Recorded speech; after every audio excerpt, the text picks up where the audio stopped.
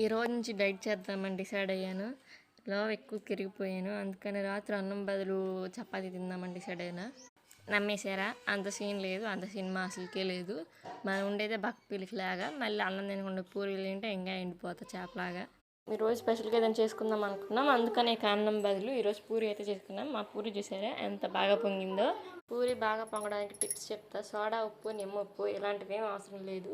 కలుపుకునేటప్పుడు లూజ్గా వాటర్ ఎక్కువ వేసి కలుపుకోవాలి, అంతే, ఏం లేదు. అంటే ఫస్ట్ వాటర్ ఎక్కువ వేసుకొని పిండిని తర్వాత వేసుకోవాలి. అంటే ఎంత వీలైతే అంత లూజ్గా కలుపుకోవాలి. అంతేగాని పిండి ఎక్కువ వేసిన తర్వాత రాయిలాగా అయిపోయి తర్వాత వాటర్ వేయడం కన్నా ఫస్ట్ వాటర్ ఎక్కువగా వేసుకొని పిండి తక్కువగా వేసుకొని అడ్జస్ట్ చేసుకుంటూ మెత్తగా కలుపుకుంటే చాలా మెత్తగా పూరీలు కూడా బాగా పొంగుతాయి. ఇక పూరీల్లోకి అయితే ఆలు కుర్మా చేసుకున్నాం. ఏదో మేమైతే ఇలా చేసుకుంటాం ఆలు కుర్మని. ఉల్లిపాయ, బంగాళదుంప తాలింపు పెట్టేసుకొని ఉప్పు వేసుకొని పసుపు కూడా వేసుకొని తాలింపులో ఇక కొంతమంది శనగపిండి వాటర్ పోస్తారు. మేము గోధుమ పిండి వాటర్ వేస్తాము. ఇక కన్సిస్టెన్సీని అడ్జస్ట్ చేసుకోవడం కోసం ఇక వాటర్ వేసుకొని మనకి ఎంత కన్సిస్టెన్సీ కావాలంటే అంత కన్సిస్టెన్సీలో దింపుకుంటాము. దీంట్లో కారం వేరు, కారం బదులు పచ్చిమిర్చి వేస్తారు.